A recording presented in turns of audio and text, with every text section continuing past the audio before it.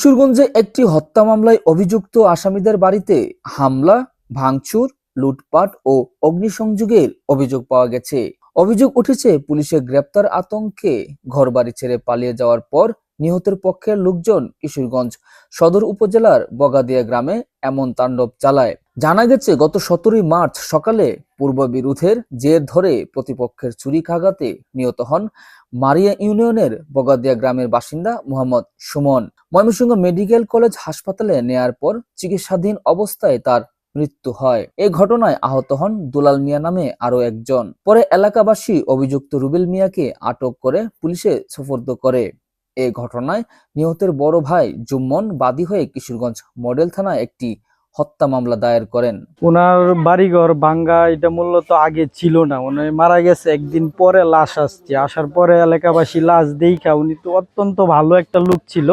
তারপর এলাকাবাসী সবাই লাশ আইসা দেখার পরে তার কেউ এটা বুঝতে পারে না, পরে সবাই ক্ষুব্ধ হইয়া তার বাড়িঘর একটু ভাঙচুর করছে। এলাকাবাসী সকলেই গেছে, ওদের পরিবার ছাড়া এমনিতে এলাকাবাসী সবাই এটা নিয়ে ক্ষুব্ধ। হ্যাঁ, এখানে আসামি একজন ধরা পড়ছে, এখানে 4 জন আসামি। এখনো আজকে 4-5 দিন হলো, এখনো একজন আসামি আমরা ধরে নিজেরা দিয়েছিলাম, পুলিশে ধরতে পারিনি, তাদের কাছে আমরা তুইলা দিচ্ছি।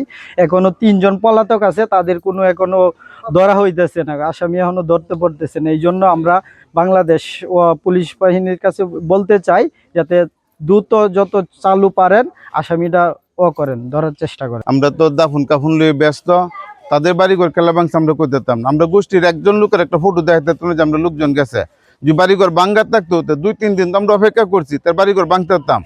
হ্যাঁ, তা আমরা তো এই একজনের ক্ষতি করতাম চাইছি না। আমাদের কলজার টুকরা নষ্ট হয়েছে গা, সারা মারিলছে, আমরা তো আর কি করবাম, আমরা বাড়িঘর ভাঙতে যেতাম কেরে, ও এলাকাবাসী কালা গেলে কি করছে তো আমরা করতেতাম না। আসামি পক্ষের দাবি, ঘটনার পর নিহতের আত্মীয় স্বজন কয়েক বসতঘরের হামলা চালায়। তারা বসতঘরের সমস্ত আসবাবপত্র, নগদ টাকা, স্বর্ণালংকার ছাড়াও খামার থেকে 4টি গরু নিয়ে যায়। আরো 4 বড়ি সোনা ছিল ঘরের ভিতরে, আর 2-3 লাখ টাকার ফার্নিচার ছিল ঘরের ভিতরে।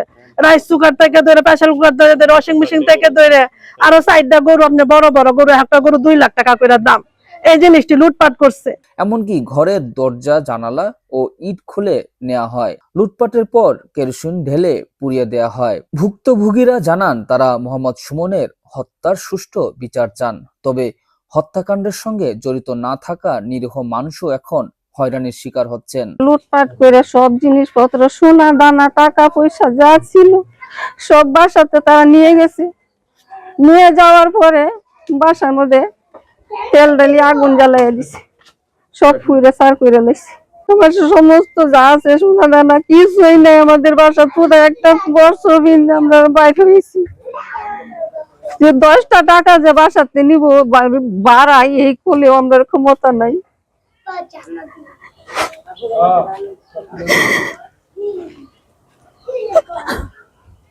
তবে আমার ছোট দেবরের শ্বশুরে হেন একটা বাসা করছে, ওরা জায়গা কিনে তারা একটা গরুর কামার দিছে, একটা বাসাও করছে।